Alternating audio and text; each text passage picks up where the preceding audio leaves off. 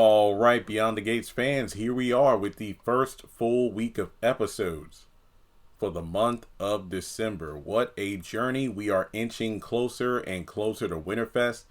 And, the drama ensues. And, it is a new month.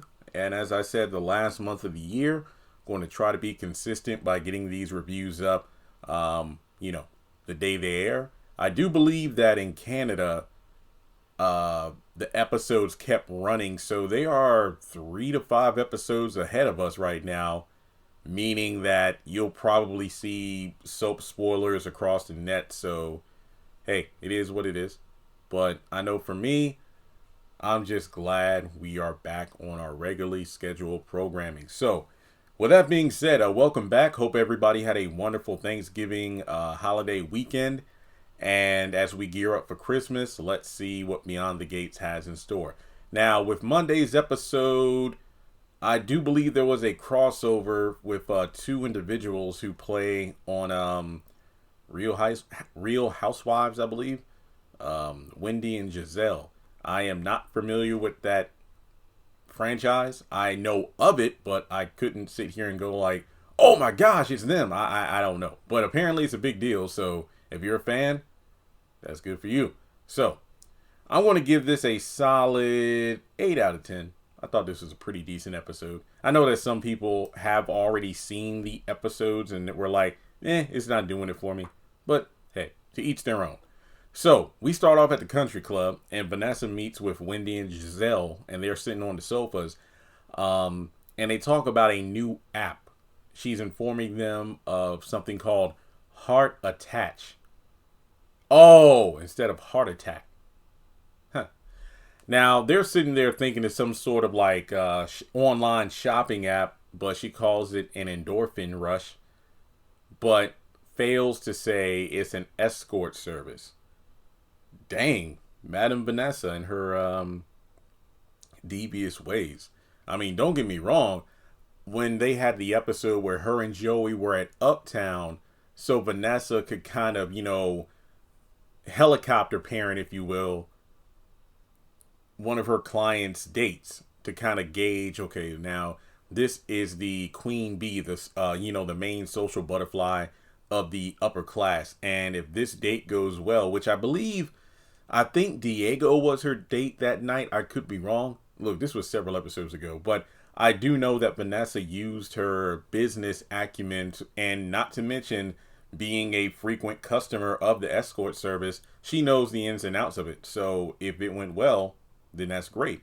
So she's using her tactics here as well, but this could blow up in her face. Now, from there, the ladies ask how she's doing post Doug's demise, and she excuses herself when Dani actually shows up and love the belt. Very nice belt on Dani.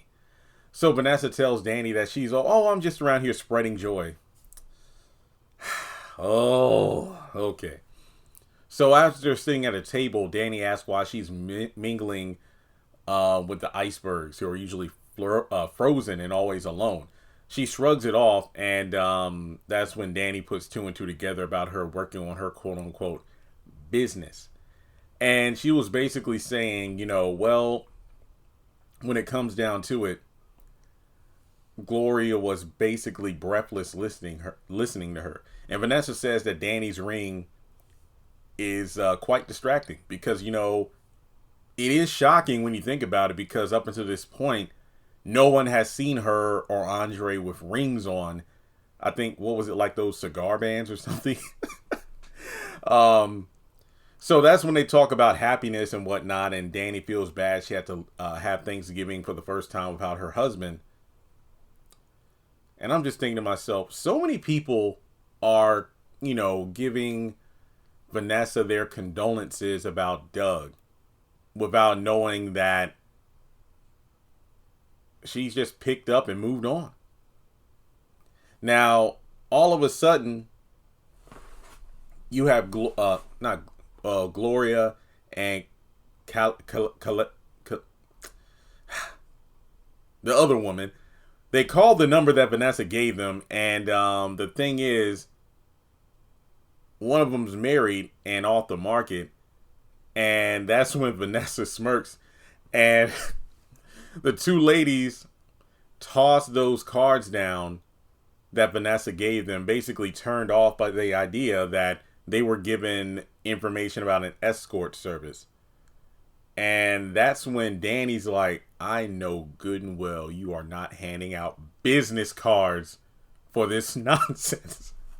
I mean, hey, it's professional, but dang. And that's when they say, you know what, we ought to just call the head of the rules committee. And Vanessa doesn't care about that because there are people there at the club who use the escorts. And it's just business. And Vanessa goes so far as to say, you know, I do have a brain for business. Going back to what I said before, that is not incorrect. And well, as messy as it is, I'm pretty sure there are some people in that country club who will happily take that card and use it. And that's when Dani quotes a working girl says, and a bond for sin. And that's when Dani calls it out for being prostitution. Well, Vanessa defends it, saying, you know, it's legit. I pay my taxes. I mean, I will say this. I am not condoning this, but it looks like she's doing it above board, you know, like, so it is what it is. But then again, nowadays, when you hear some of the things that are quote unquote legal, you'd shake your head. But hey, now Dani is concerned about her friend, and you know, come on, you all know how these conversations go. You have either Dani or Nicole who are worried about the road their friend is going on, but Vanessa does not care. She's on a highway to hell, and she doesn't mind getting a few burns along the way. Because Dani's like, this isn't you, but Vanessa's like, I've never been more of myself. And she calls out Dani for being sanctimonious. And that's when she walks over to the sofa to distance herself from Dani. And she just wants her to stop judging her. And she's like, you know what? I was married to a surgeon, but Doug never gave me the time of day. We rarely had any sex or any sort of life at all. I want to feel alive. I want to feel like I matter again. And Vanessa says that I like Joey because he doesn't judge me and treats me like an adult. So in a way, Vanessa feels like a teenage girl. Well, in terms of her demeanor, what I mean by that is, you know how in real life and in shows and movies, there's this trope of, hey, come on, if you tell Jenny what to do, she's going to do the opposite. Like, she wants to date this boy. So instead of being, oh, no, you don't, just say, okay, fine. Let me just meet him one time and then, you know, from there, do what you want. Because if you show interest in something, that's going to make her turn away from it. So you have Vanessa feeling like Nicole and Dani are, I don't know, scolding her like a mother. And then you have her wanting to feel wanted and, you know, excitement. And Doug didn't provide that. So she opted to have this open marriage. And then Joey came into the picture, and he's the guy with he's the bad, you know, the rough around the edges, leather coat wearing. He rides a motorcycle guy that your parents wouldn't approve of. That's the situation she's in. And to be fair, when it gets to the point where Vanessa gets screwed over majorly, I will not feel bad for her, because even Joey has constantly said, you don't want to be my equal. You don't want any part of this. You don't know how deep down the rabbit hole this business goes. Yet I know what I want. So when it blows up in her face, you know what will be wild though? I bet when this catches up to Vanessa, we will actually see real tears come down her face. You know, stream down her face. Because when Doug died and she was like breaking down for that week episodes, never shed one tear. But when her butt's caught to the fire and she goes down or gets hurt or whatever, oh, she gonna be crying for real, for real. All right. Now, that's when Vanessa tells Dani she's the least judgmental person she knows after she just judged her, and they have a makeup session, if you will, hugs and everything, which I kind of understand it. Here's what I know. I know from the beginning, before the show came out, we had that TV Line article which broke down all the characters, basically giving them like a 2 to 3 sentence synopsis of who they were. Like, here's the actor, here's the character, here's the description. It was stated that Nicole and Vanessa were like besties, and she just so happened to live right next door to Dani. But as the show went on, it felt like Vanessa and Dani were much closer friends than Nicole and Vanessa. I think I know why. Vanessa has a tendency to want to be more Dani, like, daring, outgoing, lashing out, this kind of, this, that, and third. So even though Nicole is like her best friend, I would definitely say Dani is her bestie, because she knows Nicole is quote unquote judgmental mainly due to her profession.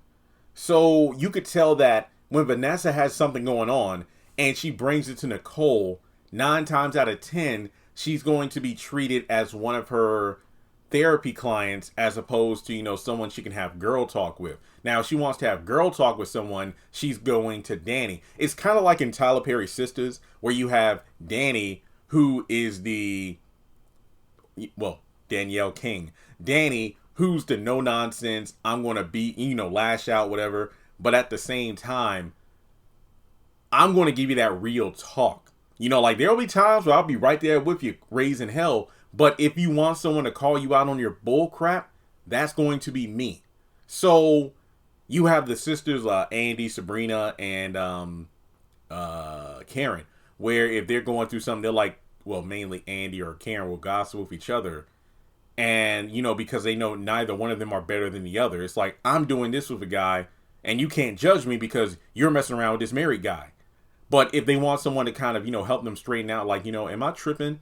Yeah, you are. They'll go to Dani. So I feel like that's where Vanessa finds herself in, where Dani is the friend she can really talk to, because she somehow validates her feelings because she's a crash out as well.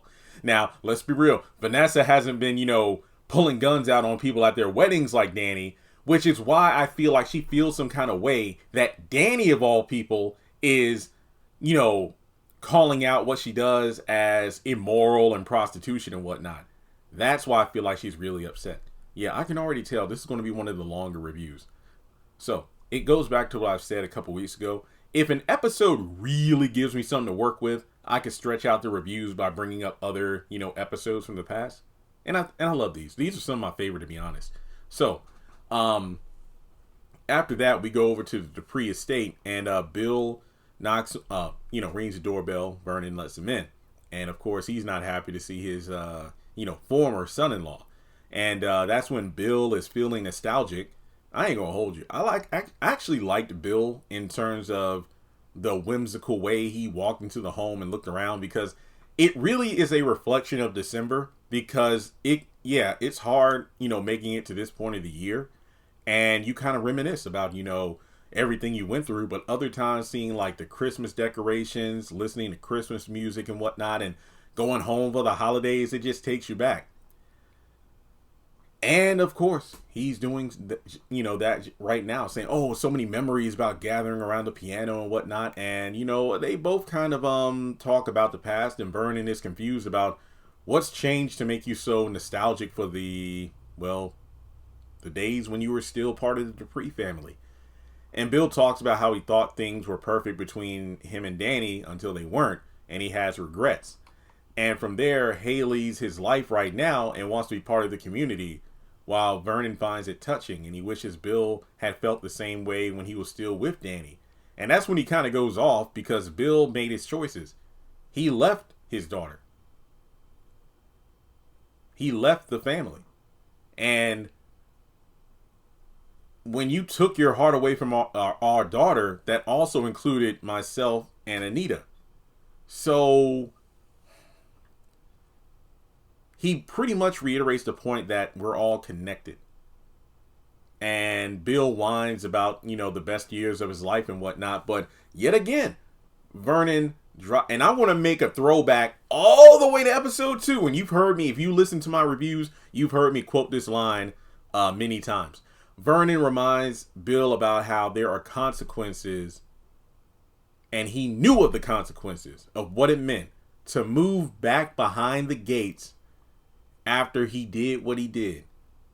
Violated the sanctity of he and his daughter's home by having sex with Haley under their roof in their bed, then getting the divorce, then taking Haley and splitting, but then deciding to not only move back behind the gates, but get married at the country club.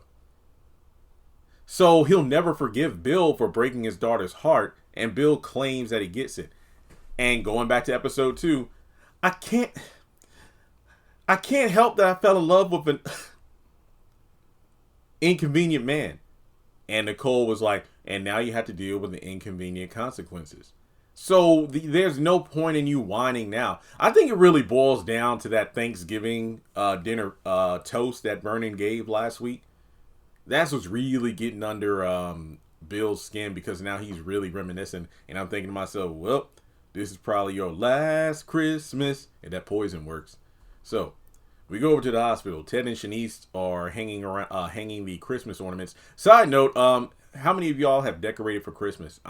Honestly, I put up my tree before Thanksgiving. I put up my tree in the living room, and the coffee table. I have a display on there, a couple of Christmas books, a couple of stuffed Christmas animals, and some fake snow. I'll post pictures. Don't worry. I got y'all. Then over the weekend, I posted, I swapped out the fall wreath for a Christmas wreath on my storage unit in the backyard. I have like 3 little yard flags, one for the front door, back door, and right beside the storage unit. And what else did I do? I think that was about it. There are 2 more tables in the living room I want to put some stuff on, and that's about it. So sorry for the distraction, but it's that time of the year, And that's when Shanice calls him Santa Claus, but he doesn't want to be the one delivering to the pediatrics. And Derek shows up and drops his keys, and someone hands them to him, and it's Andre. And he talks about how he's heard about Ashley and hopes that they can work things out. And Derek's like, well, we can't. And that's when Ashley and Shanice come out of nowhere and watch Derek becoming a bit, tensed, and kind of goes, and Andre's like, what, you want to throw your hat in the ring? And he's like, no, I'm just here to go meet with my uncle and just take care of yourself. And that's when Ashley comes up and is like, what's going on? And Derek, just goes in on her, and Shanice overhears what's going on. And he's like, out of breath, just going on about what's going on between you and Andre. And it's like, look, I asked her if there was a chance between us, and he said no. And he's pissed off and asked when it happened. And she's like, the same night they ended things. And I'm like, wait, was it really that same night? Derek's blown away by this and asks for details, and she doesn't want to go into it, with him about it. And remember, you're the one who manipulated me. And I know that, and I wish basically it's the same old. Look, I know if I could take it back, I would. And then I know I manipulated you because I was afraid to lose you to Andre, and I could see that now that it wasn't in my imagination. And that's a good argument, because she literally revealed, hey, the night me and you ended things, aka when I took the ring off and stormed out of the apartment, that same night I called Andre over to ask if there was a chance for us, which basically confirms that Derek was right. But bro, you don't need to crash out over her, for real. Like, honestly, you did yourself a favor. It's just like when Derek lived with Ashley and then, figured out that she didn't want him there. And it's like, well, what? It's a good thing we figured things out now rather than, after we're married and have kids and everything. So he ought to be happy that he avoided saying I do to the wrong woman only to waste the best years of his life and then have to, get a divorce and co-parent and all that stuff. So I don't know, but that's when he asked if they'd still be together if he had gotten injured,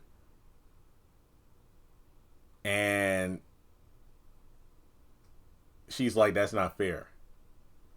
He's not sure he lost her because he doesn't think she was ever his.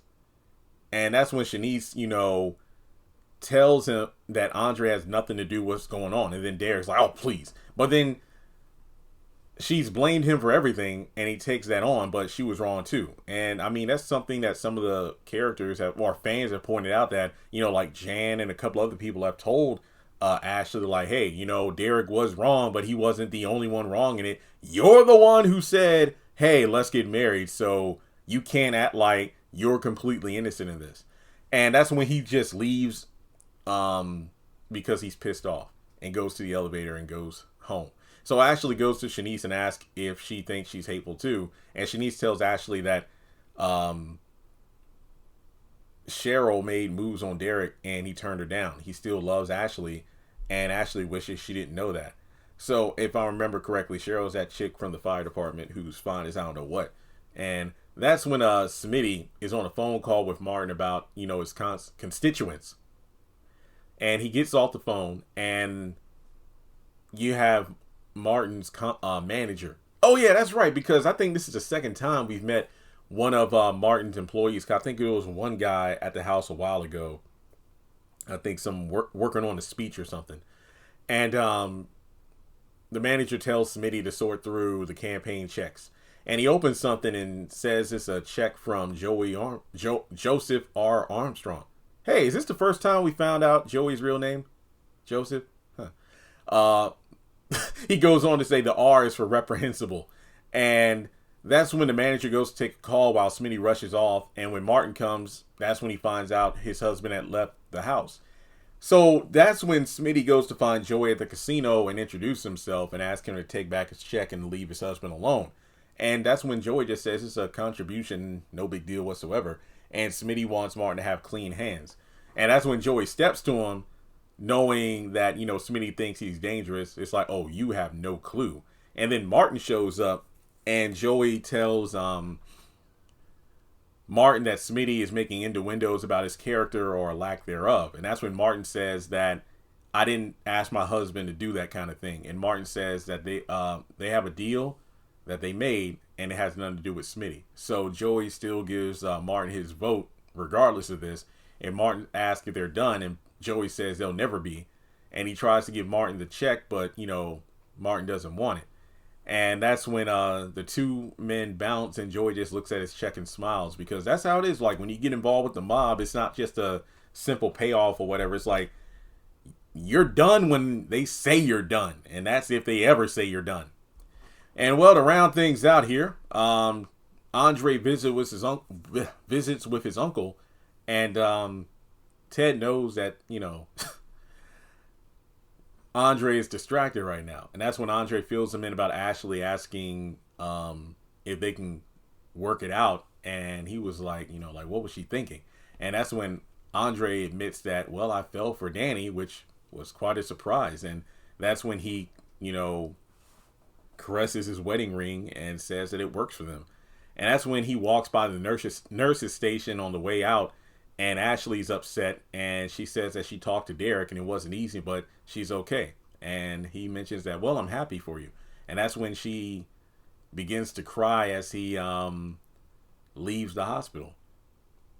And man, that was pretty interesting, because I'm still mad though that Andre and Dani didn't do that photo shoot in LA, because I swear I would have loved to have like Shanice reading a magazine, and Ashley, maybe she's having a good day, or maybe her and Derek had a random encounter, and as she goes to the nurse's station, she sees the front cover, sees Andre and Dani, and just breaks down. Just like the same if Haley saw the magazine. Hey honey, did you see this cover? And then, Bill looks at it and he gets pissed off. We were robbed. Oh, yeah, side note, Smitty and Martin get home from Joey's, and Smitty admits that it was hot that, Martin came into his rescue, and they, do what couples do. And that's pretty much it. So, yeah, I think it was a decent start to the week. Let me know your thoughts in the comments below. Please like and subscribe, and I'll catch you in the next video.